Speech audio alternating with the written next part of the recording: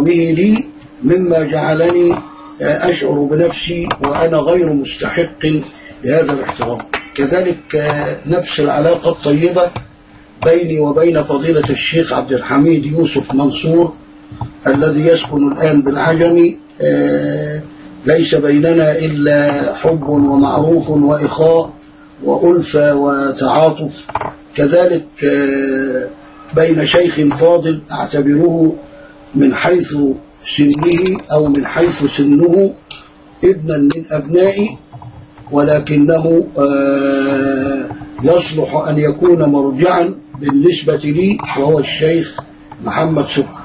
نسأل الله سبحانه وتعالى لهم جميعا التوفيق والسداد، وأن يجعلني وإياهم ثابتين على القرآن حتى نلقى الله ونحن قرآن نمشي على الأرض إلى لقاء ربنا عز وجل. طب ماذا عن فضيلة الشيخة أم السعد؟ هل في من علاقة مع الشيخة أو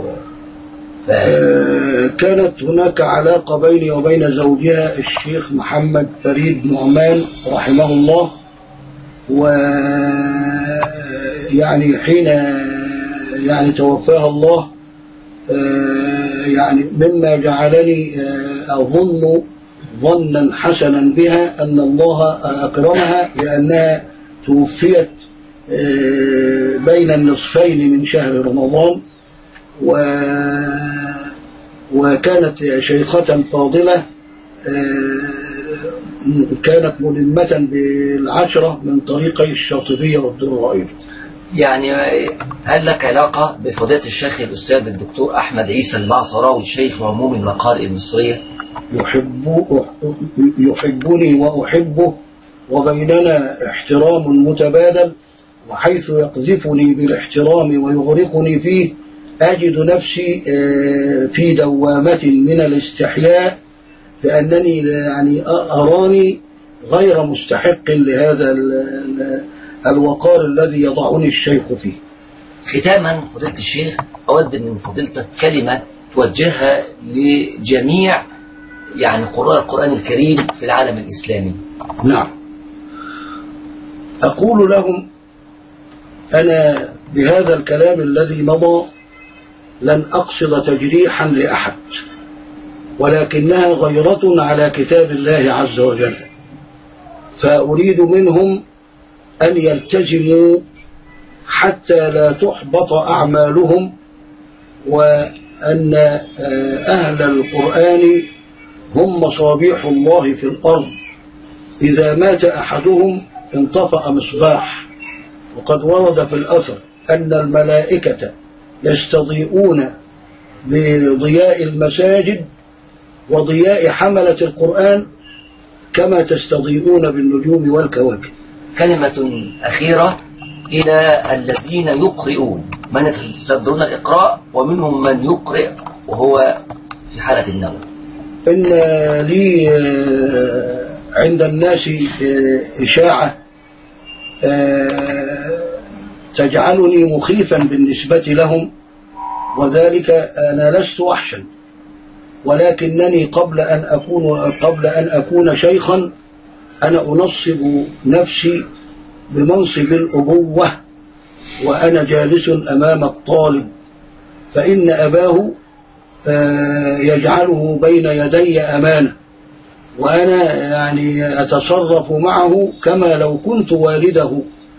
فمن الناس من لم يفهم ويظنني أنني معقد أو أن الجلسة معي خانقة وأنني شديد وأنني، ولكن سامحهم الله لأنني أريد أن يتفهموا الأمر، فهو أكثر من ذلك، إنما هو حرص على كتاب الله عز وجل. وأجد الكثيرين من الذين يحصلون على الإجازات ويتقدمون إلي، أريد منك إجازة وقد أخذتها من شيخ فلان والشيخ فلان، فأنا أكون حريصا على سؤاله في التشكيل قبل التجويد. وقال الذين لا يعلمون لولا يكلمنا الله أو تأتينا يقول آية، فأقول له ماذا عن تشكيل التاء، فيقول آية، فأقول له هلا نظرت في شكلها الصحيح؟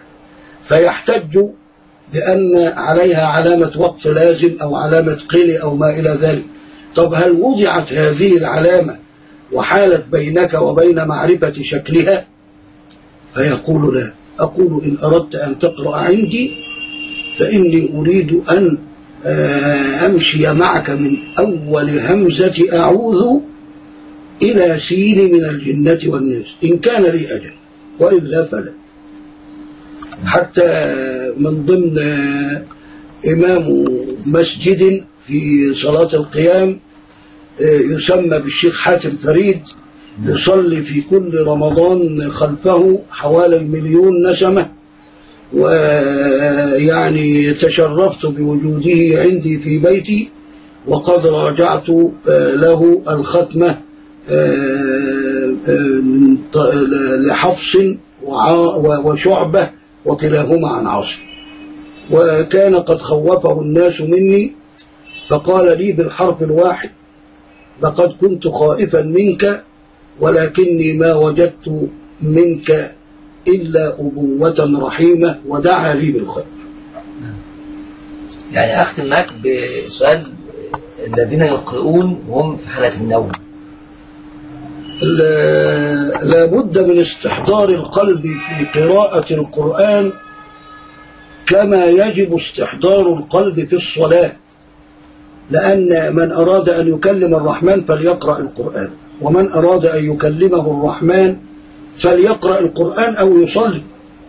فلا يصح أن تكلم رئيسك وأنت كسول أو وأنت يعني تشعر بالخمول، لكن يجب أن تكون مستيقظا محاسبا على ألفاظك، لأنك تخاطب رئيسا يأكل مثل ما تأكل ويشرب مثل ما تشرب وينام مثل ما تنام ويموت مثل ما تموت، فأن لنا بمعاملة رب العزة في كلامه، لأن القرآن هو لسان الله، وأهل القرآن هم أهل الله وخاصته إذا كانوا عاملين بما في القرآن قولا وعملا وفعلا وسلوكا.